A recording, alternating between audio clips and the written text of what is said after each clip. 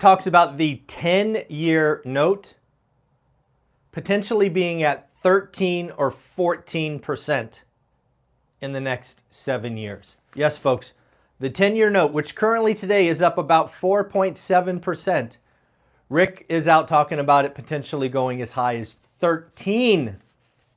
We got to talk about that. Let's talk about what Altos Research says is going on with inventory. Let's talk about Airbnb. Let's talk about some Fed speak. Lots and lots of stuff going on today. But of course, we have to start talking about the JOLTS report. Remember, folks, what is the JOLTS report? Why do we look at it each month? Why is it important? The job market is strong. I believe we peaked with job openings roughly 11 million. I think it was 10.8, maybe 10.9 million job openings.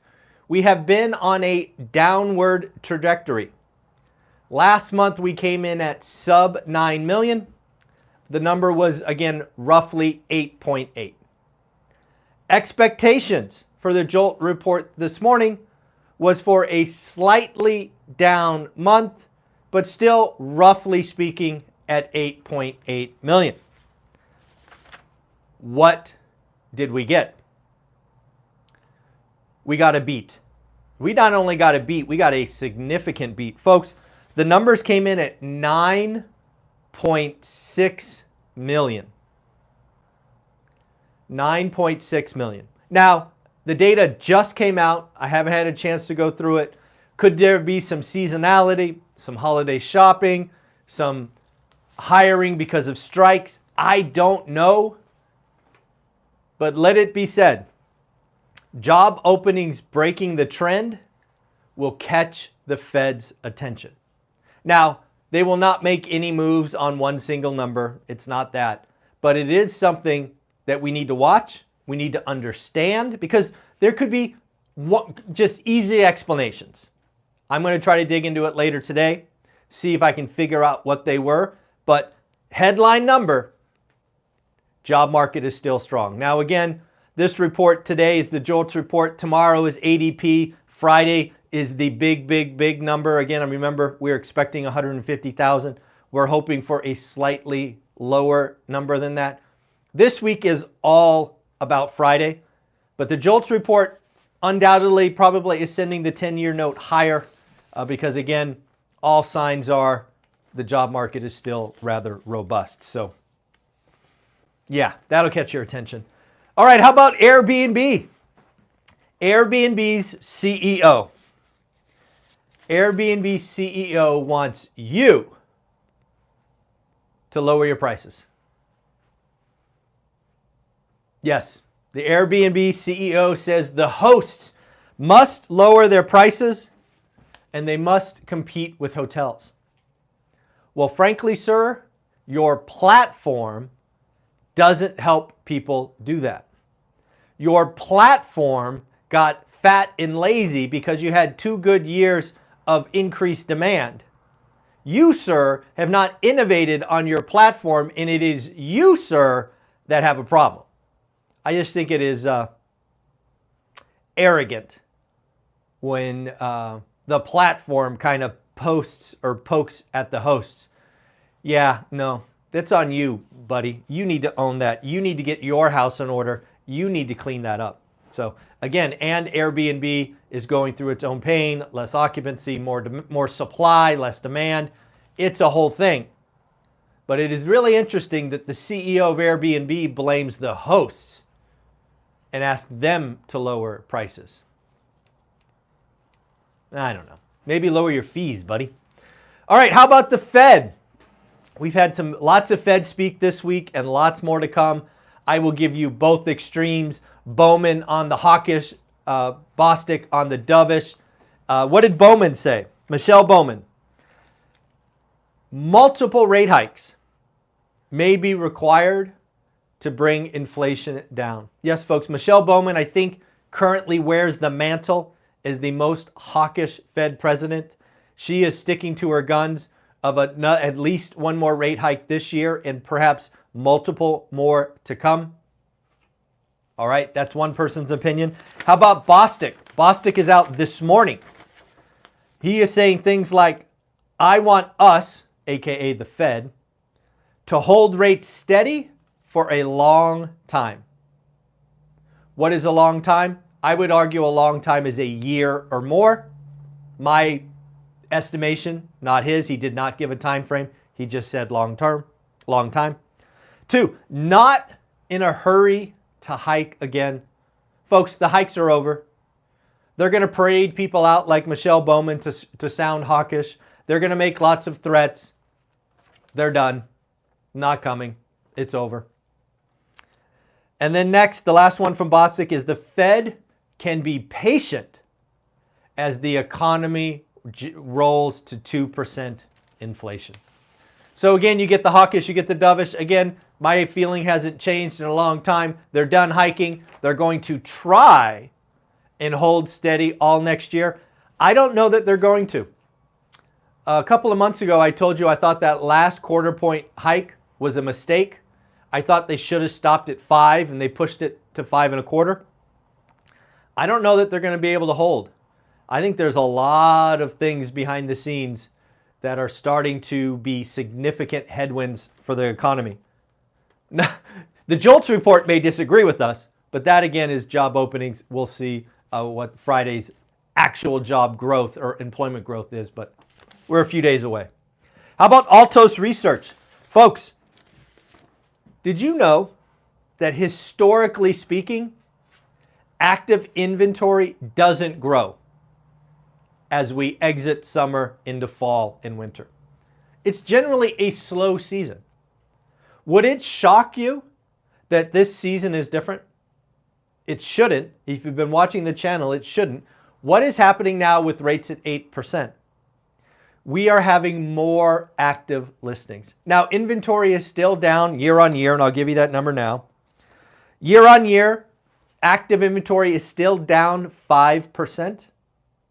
But the fact that we have inventory growth, inventory week on week was up 1.3%, tells you, in my opinion, that demand is being wiped out because our new listings aren't accelerating. It's just the old listings are stacking up. So what does that mean? It means you and I, the ones that have been talking about days on market, you and I can go hunting. If you have to sell in the winter and you have to sell with an 8 handle on mortgage, you're probably motivated. Now, if you happen to be selling a home that is a luxury home, you got a problem. You are going to take a haircut. If you happen to be selling a property below the median that is clean, move-in condition, you're probably okay. But if you have a property below the median that just doesn't have that it factor, yeah, you're probably going to get a disrespectful offer from someone like me or somebody who does the work because we want to test you, the seller. We want to see just how motivated you are. We don't care what the cost of capital is. We are going to be writing offers that are great deals today. That means you're probably going to get a price below what you are expecting. You can say no, but trust me, we're going to follow up in a couple weeks and we're going to test your resolve.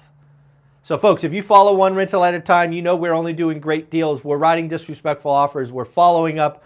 We are doing the work. Real estate investing is never easy, but you can do it.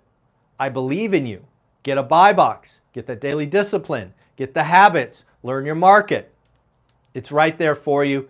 Get after it. If you don't know what I'm talking about, plunk down $400, buy the course.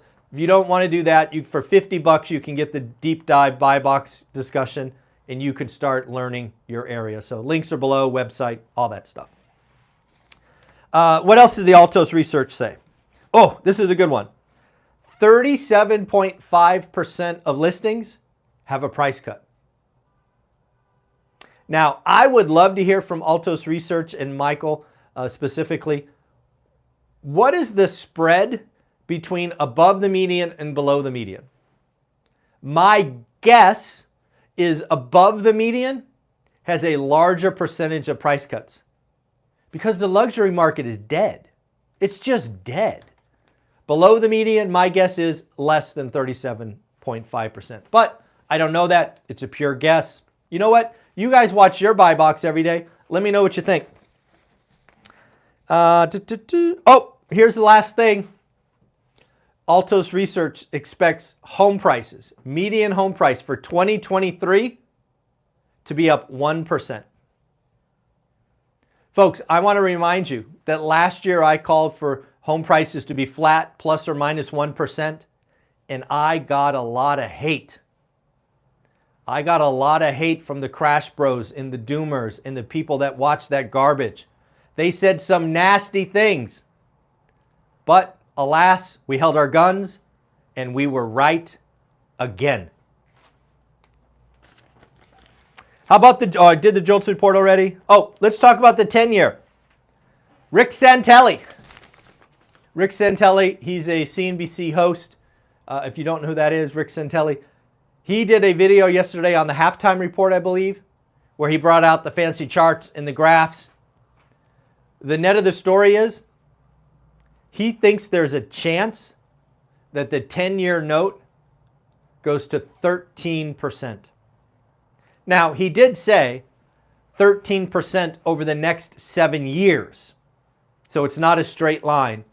It's a meandering up, if you will. What does that mean? Let's say Rick is right. I'm not saying that. I think 13% 10-year note crushes economies, crushes countries, crushes governments, crushes business. But that said, what if he's right? What if he's right? So the 10-year note at 13% means mortgages are at 16 or 17%. Okay? What does that mean? Well, we're going to have a lot less transactions. We're going to have a lot of creative financing. It will be 1981, 1982, and 1983 all over again. And if you don't have the 50-year spreadsheet, go get it. It's on my website. It's free. It's right there in the bottom right corner. Download spreadsheet or whatever it says. Go look at what happened to housing in 81, 82, and 83. Second, we're just playing what if. Rick is right. If you like it, lock it. Don't bet on ARMs. Don't bet on all of these things. 30-year debt, cash flow day one. No alligators. No betting on appreciation. None of that stuff. Only right deals that cash flow with 30-year debt that you can get today. It's the only game in town. It's the only game in town. So, lastly, a couple of things. Again, one rental at a time. If you've had excitement about getting started in real estate investing and you haven't done it this year, it is Q4. I strongly suggest you buy the course, $3.99, How to Get Started One Rental at a Time. Join the Facebook group with thousands of folks doing the work every day. Just get disciplined. The market is slowing down. You can actually learn your market today. Do the work so that you're ready in Q1.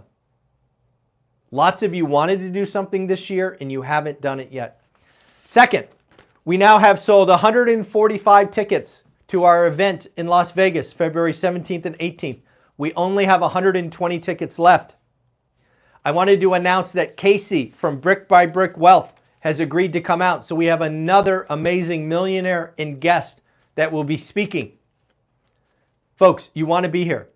There will be an event, there will be a session at this 2-day event that helps you move the needle forward in your relationships, in your financial future, in your stocks. You're going to be around hundreds of other people doing the work. This is not a rah-rah event. This is a collection of people doing the work. You want to be there. You want to create 5 new relationships at this event. It's $199 for 20 plus hours of content, a concert from the Broken Spectacles, endless networking, all of those things. I don't know why you're not there. I don't know why you haven't bought the ticket. It is, frankly, should be a lot more expensive. It's only $199 because we are also going to celebrate 50,000 subs. And then finally, we got a congratulations, Salbi, hopefully I'm pronouncing that close to correct.